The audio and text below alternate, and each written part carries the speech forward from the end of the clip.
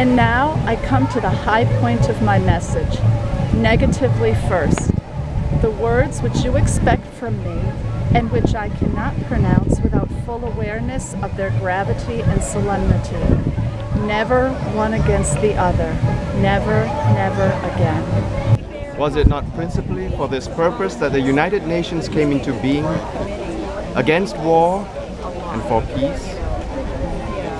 Listen to the clear words of a great man, the late John Kennedy, who declared 4 years ago, mankind must put an end to war, or war will put an end to mankind. Long discourses are not necessary to proclaim the supreme goal of your institution.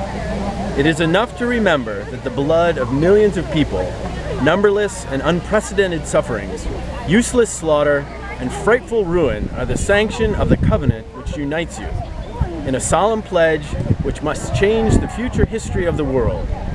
No more war never again. It is peace, which must guide the destinies of people and all the humankind. Peace, as you know, is not built solely by means of politics and balance of forces and of interests. It is constructed with the mind, with ideas, with works of peace. You labor in this great construction, but you are still at the beginning of your labors. Will the world ever succeed in changing that selfish and bellicose mentality, which up to now has woven so much of its history?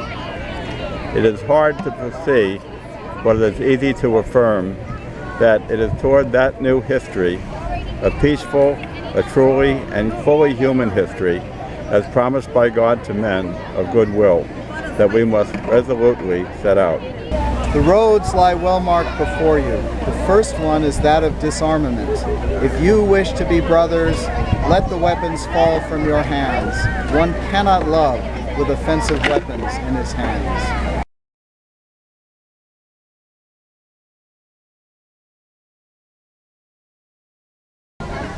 Violence never brings permanent peace.